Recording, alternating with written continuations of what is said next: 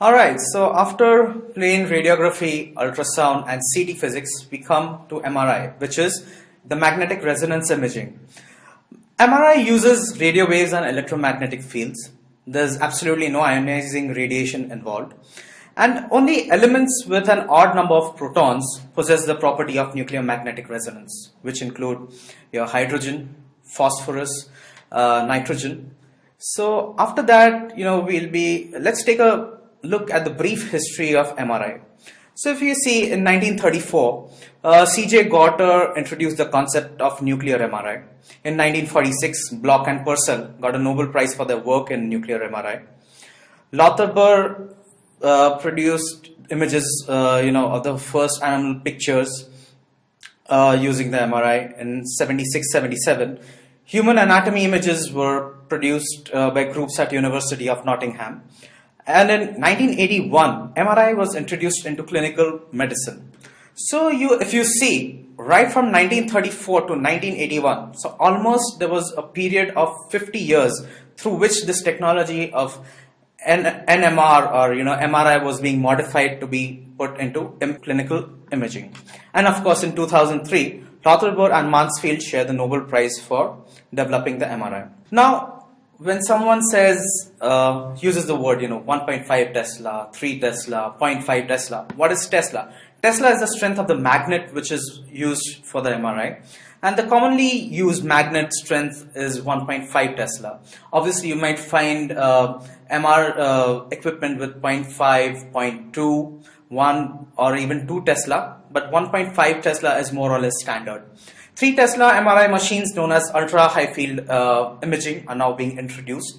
And of course, there are MR machines with 7 Tesla and 9 Tesla, which are used mainly for research purposes. So you have to know that 1.5 Tesla, 3 Tesla, these are the two numbers you might need to remember, because they'll be asking you this in the exam as an MCQ. So why do we emphasize on the Tesla?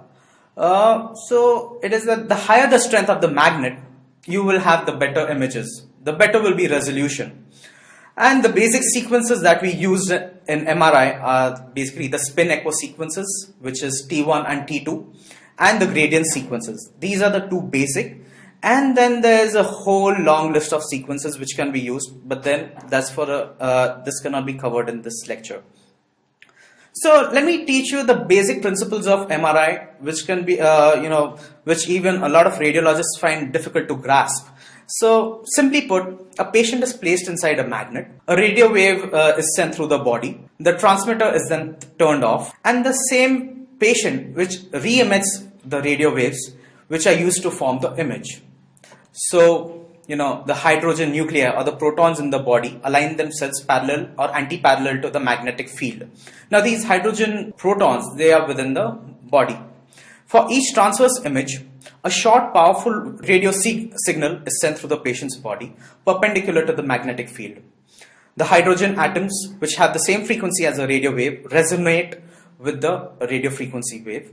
The hydrogen atoms then return to the original energy state, release the excitation energy as an RF signal when the input radio wave is turned off. And next, using a sequence of complex algorithms known as Fourier transformation, an image is produced. The MR images, they have an extremely high soft tissue contrast, which is even better than that of CT. So you can actually differentiate between fat, blood, even proteins for that matter, and fluid. So I will just show you a diagrammatic representation of how the MRI works. So over here, what we see, the yellow circles, this is your magnet. And this red dot in the center represents the hydrogen nucleus or the proton within the body. So once the body is placed within the magnet, and a radio frequency signal is emitted by the magnet. So this is the signal, and this signal is absorbed by the proton. The proton resonates or due to this excess of energy, and after the proton resonates, it gives across this energy as a radio frequency signal. So this signal is caught or it is collected by an amplifier And this, through the Fourier transformation, what you get is a MR image. So right now, we use a T1 and T2 weighted images like I described initially. So these are your axial images of the brain. So in your basic T1 weighted image, you have to look at the CSF. So over here, what you have, these are your lateral ventricles. This is your cerebral white matter, and this is your cerebral gray matter. So if you want to identify which sequence is what, you try and look at the lateral ventricles or the space around the gyri. So what you get is, on T1 image, the fluid is dark. On a T2 image, the fluid is bright. Maybe a mnemonic to use is WW or World War II, which is water is white on T2. So that would be something very easy to remember.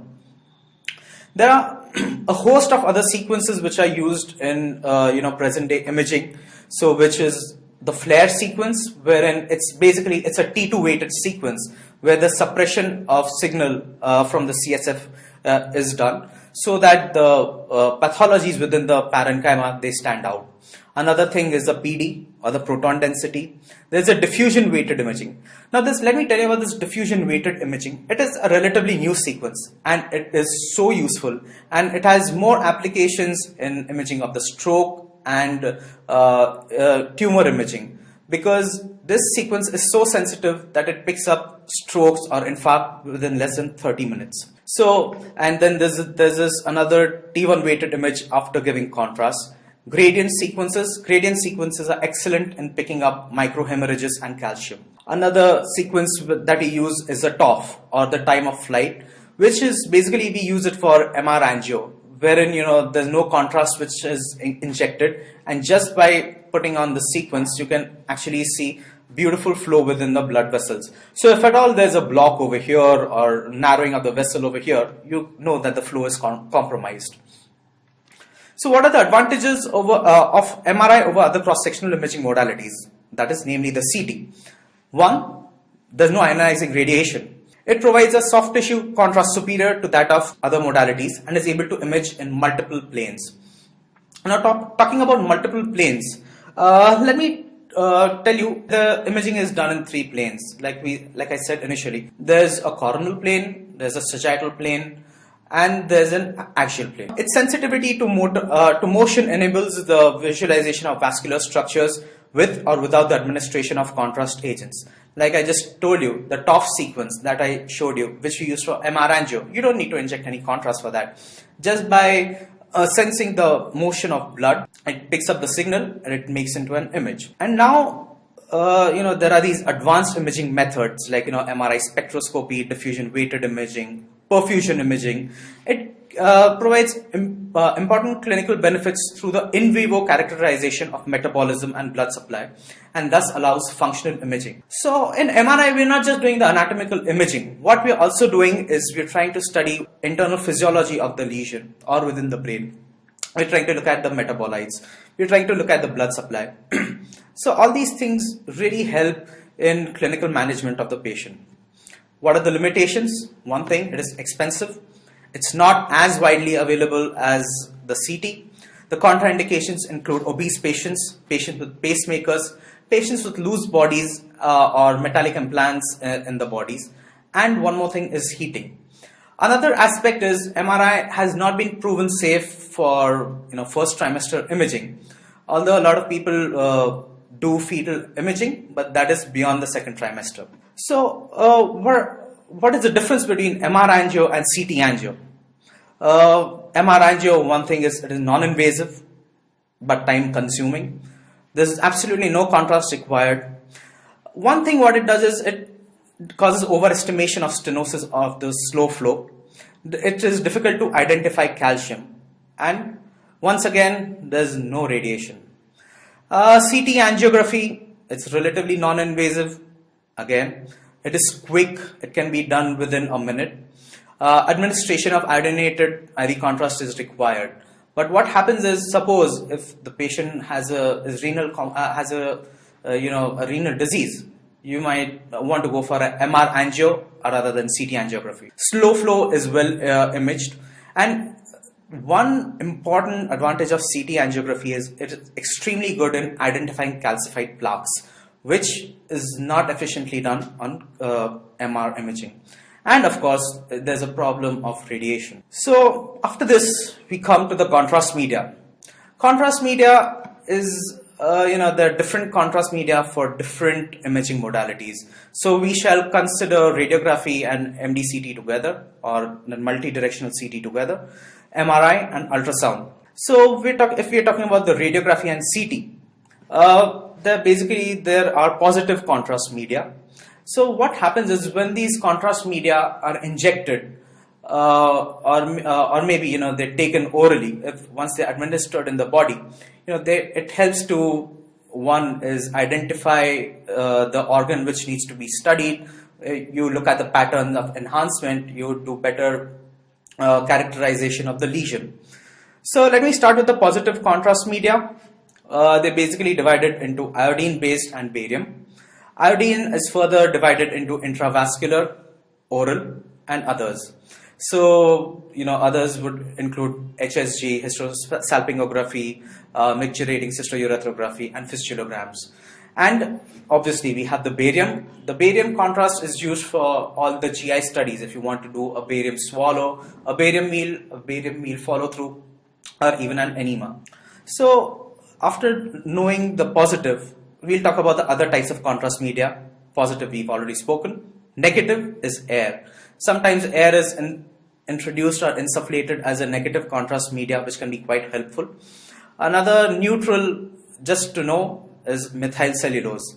Now, why am I talking about these contrast media? Because, you can expect a question for this. Like, if air, is it a positive contrast media? Is it a negative contrast media? And if at all, if there's a positive, what are the positive contrast media which are routinely used? So now we come to intravascular iodinated contrast media. So intravascular iodine-based contrast media, they're broadly divided into ionic and non-ionic. Atomic weight of iodine is 127. So you have to remember this. This is going to be your MCQ point. It provides radio opacity. And another important thing is it gets excreted through kidneys. Let me tell you what are the important properties of contrast media. One thing, it should not react. It should not cause the minimum amount of side effects, and it should be easily excreted through the body. And it should also be taken up by the various tissues which you need to image, or which is in question, pathology. Contrast media, iodinated contrast media, was actually introduced by Moses Swick in 1928-29. Moses Swick was an American urologist. So it gets distributed in the extravascular and extracellular space. 90% of which is excreted by the kidneys in 12 hours. Now let me tell you, the total iodine content in the body is 0.01 grams. And your routine angiography, your catheter angiography, uses almost 70 grams of iodine. So you have to look at the contrast or the amount of iodine which is required to produce the image quality that is required. Now, these iodinated contrast media, they do not come without any side effects. Okay, iodinated contrast media, they have their own side effects. And, these side effects have been broadly classified as idiosyncratic anaphylactoid or dose dependent. Now, these idiosyncratic anaphylactoid reactions, they occur without warning. They cannot be prevented. And 85% occur within the 5 minutes of injection of the contrast. Now, the risk factors include asthmatics, allergic patients, patients on beta blockers, patients with cardiovascular and renal abnormalities. So, before injecting any sort of contrast, it's always a good practice to take a detailed history of the patient. Has he had any study done before, which involved injection of a contrast media? Is he allergic to any dyes? Is he allergic to any drugs? And then, if there's sufficient history that this patient is prone to any contrast media reaction, then probably you can take adequate protection by giving them either antihistaminics or steroids, oral steroids. But then these measures have not been proven, foolproof, because even after doing that, There is no guarantee that the patient will not have or the patient will have a contrast reaction. Another thing is the dose dependent. Now, this dose dependent contrast reactions are chemotoxic types and hyperosmolar types. Chemotoxic is due to an increased iodine content. So, a patient with a thyroid disorder might land up having thyrotoxicosis.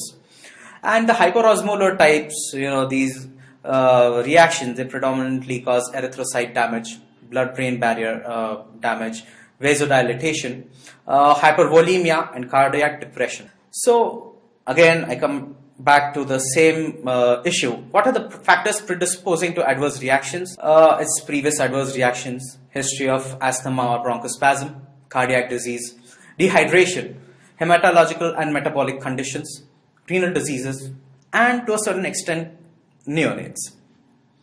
So, while we're talking about contrast media, let me also add a word about angiography. Now, angiography, the catheter angiography, what I'm talking about, is a gold standard in in imaging of vascular disorders. So, what does catheter angiography mean? What happens? There's a small tube or a wire or a catheter, as they call. They insert it within a vascular system through a puncture, more commonly the femoral puncture.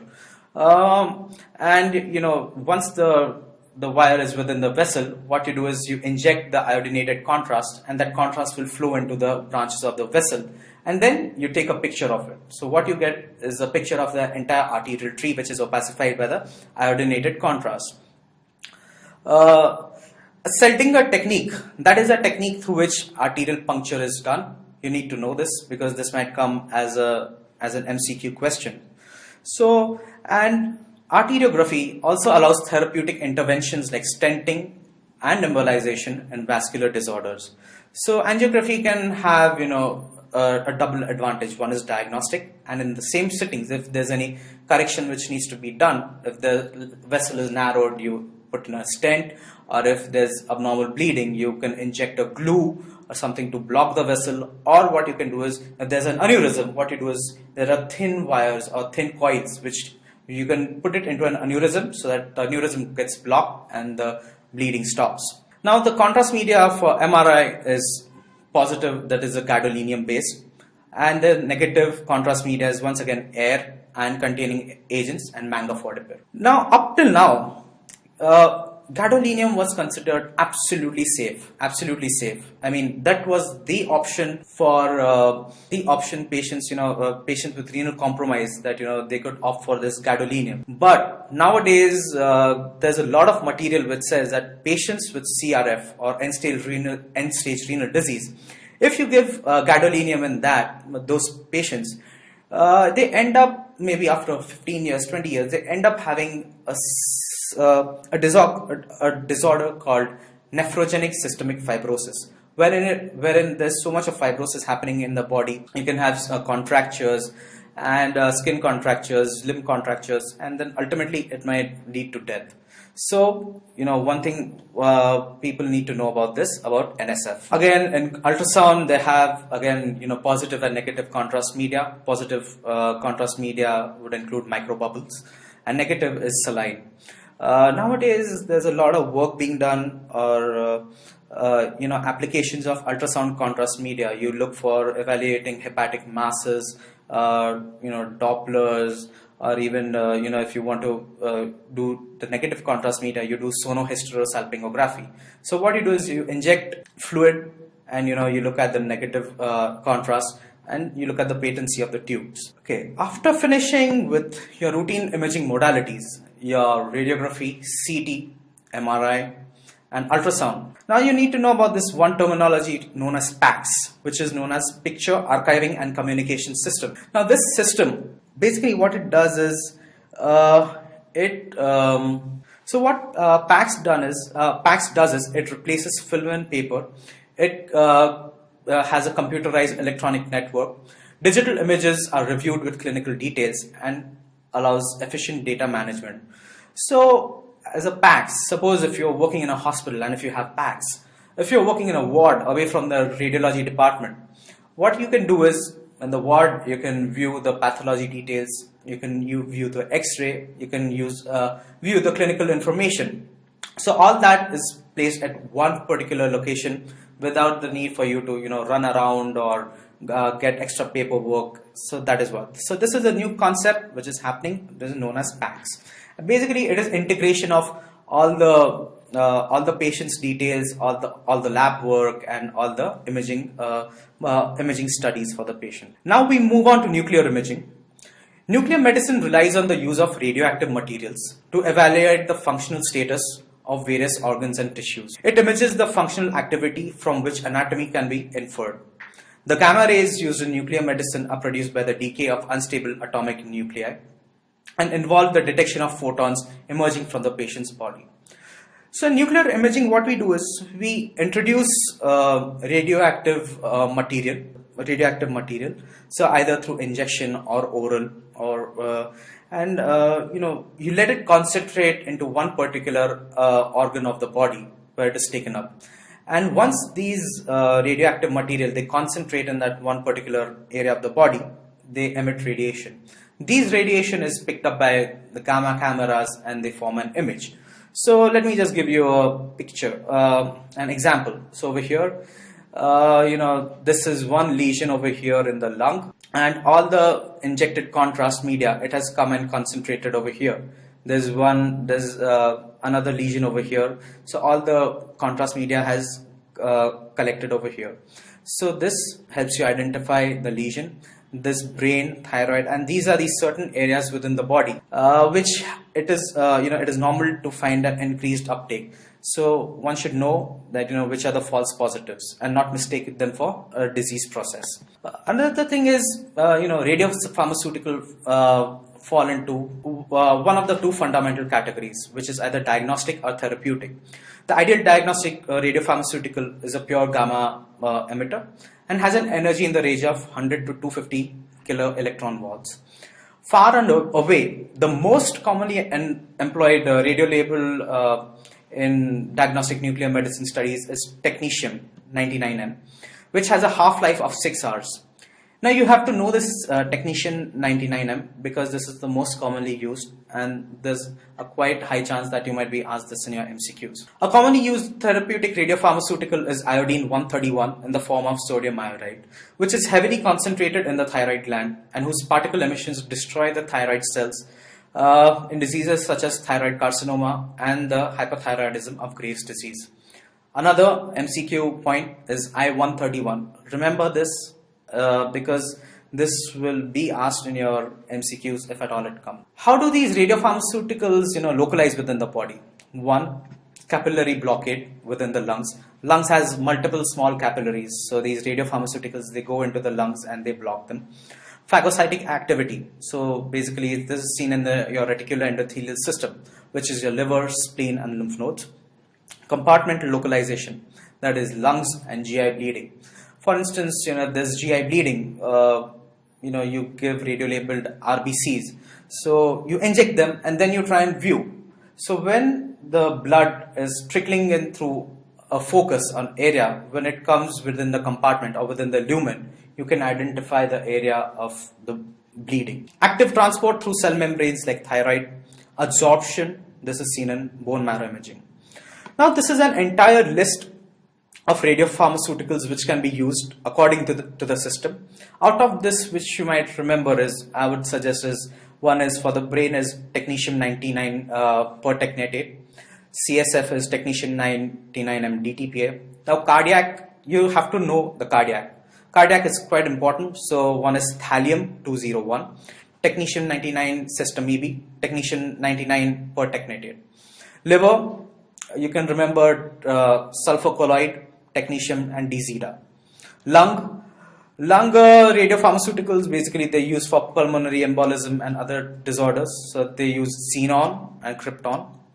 Kidney, they use technetium-99 DTPA, technetium-99 DMSA, and I-131 hipuran. Thyroid, we've already discussed this before. They have technetium-99 pertechnetate, I-123 and I-125. And what do we use for therapeutic? Like I said, you have to remember it's I-131 because this will be used. And for WBC imaging, or for imaging of infections, etc., so, or pyrexia of unknown origin, you use indium labeled 111 oxime. So then what happens is in this session what we have done is we have covered the physics of MR. We have covered the contrast media, the various contrast media, basically divided into positive and negative as per your modality. That is your contrast for ultrasound, contrast for radiography, contrast for MRI. And one thing you need to know is about their adverse reactions. So patient history is very important. And after that, we've taken the nuclear medicine.